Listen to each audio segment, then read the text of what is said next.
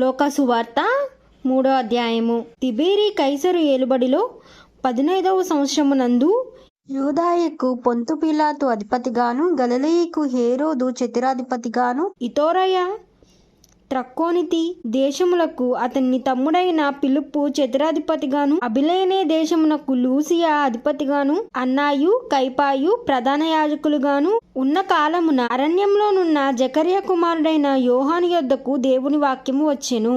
అంతటా అతడు వచ్చి పాపక్షమాపణ నిమిత్తము మారు మనసు విషయమై బాప్తిసము పొందవలనని యోర్దాను నదీ ప్రాంతమంతటా ప్రకటించుచుండెను. ప్రభు మార్గము స్థిరపరచుడి, ఆయన త్రోవలను సరళము చేయుడి. ప్రతి పల్లము పూడ్చబడును, ప్రతి కొండయు మెట్టయు పల్లము చేయబడును. వంకర మార్గములు తిన్నని వగును, కరకు మార్గములు నున్నని వగును.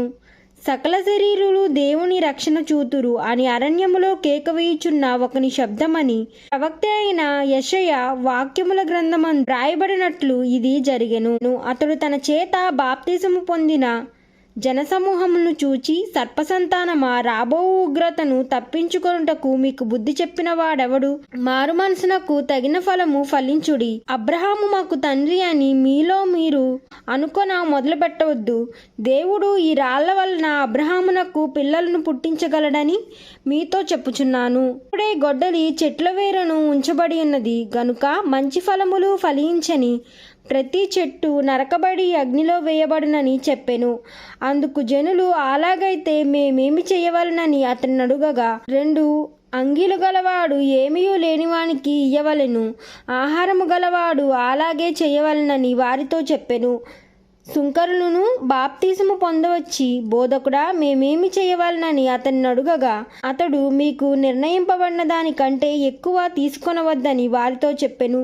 సైనికులు మేమేమి చేయవలనని అతన్ని అడిగిరి. అందుకు అతడు, ఎవనిని బాధ పెట్టకయు ఎవని మీదను అపనింద వెయ్యకయు మీ జీతములో తృప్తి పొందుడని వారితో చెప్పెను. ప్రజలు కనిపెట్టుచు, ఇతడు క్రీస్తయుండునేమో అని అందరూ యోహాను గూర్చి తమ హృదయములలో ఆలోచించుకొనుచుండగా, యోహాను, నేను నీళ్లలో మీకు బాప్తిసమిచ్చుచున్నాను, అయితే నాకంటే శక్తిమంతుడొకడు వచ్చుచున్నాడు, ఆయన చెప్పుల వారును విప్పుటకు నేను పాత్రుడను కాను. ఆయన పరిశుద్ధాత్మలోను అగ్నితోను మీకు బాప్తిసమిచ్చును. ఆయన చేట ఆయన చేతిలో ఉన్నది. ఆయన తన కళ్ళెమును బాగుగా శుభ్రము చేసి తన కొట్లలో గోధుమలు పోసి ఆరని అగ్నితో పొట్టును కాల్చివేయునని అందరితో చెప్పెను.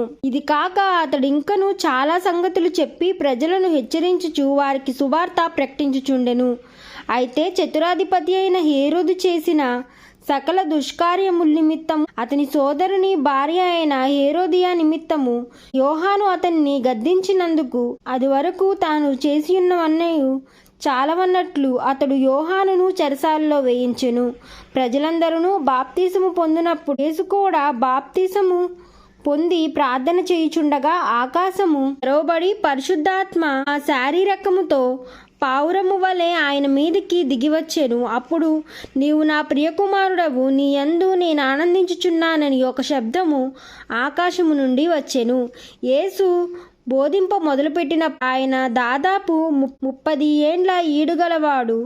ఆయన యోసేపు కుమారుడని ఎంచబడెను. యోసేపు హేలికి మత్తాతుకు, మత్తాతు లేవికి, లేవి మెల్కీకి, మెల్కియాకు, యొన్నా యోసేపునకు, యోసేపు మత్తియాకు, మత్తియా ఆమోసునకు, ఆమోసు నాహోమునకు, నాహోము ఎక్స్లీకి, ఎక్స్లీ నగ్గాయికి, నగ్గాయి మయాతుకు, మయాతు మత్తయికు, మత్తయి సిమియాకు, సిమియా యాషేకుకు, యాషేకు యోదా యోహన్యాకు, యోహన్యా రేసాకు, రేసా జెరుబాబేలుకు, జెరుబాబేలు హల్తియేలుకు, హల్తియేలు నేరికి, నేరి మెల్కీకి, మెల్కీ అబ్దీకి, అబ్దీ కోసాముకు, కోసాము ఎల్మాదాముకు, ఎల్మాదాము ఏరుకు, ఏరు యెహోషువకు, యెహోషువ ఎలియాజరుకు, ఎలియాజరు యొరికియాముకు, యొరికియాము యొరియా మత్తాతుకు, మత్తాతు లేవికి, లేవి షిమ్యోనుకు,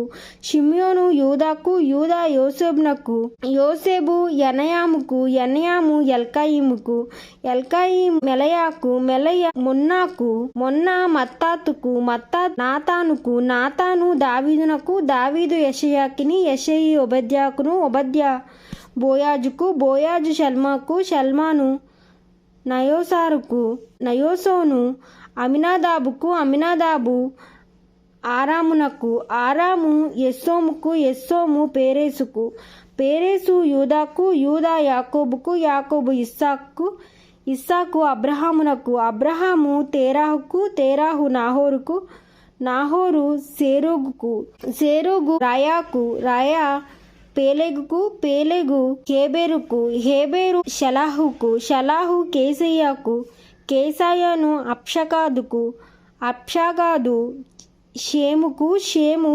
నోవాహునకు, లేమేకుకు, లేమేకు మెతుషెలకు, ఏరేదుకు, ఏరేదు మహలేలుకు, మహలేలు కెయీనకును, కెయీను ఏనోషుకును, ఏనోషు షేతునకు, షేతు ఆదామునకు, ఆదాము దేవునికి కుమారుడు.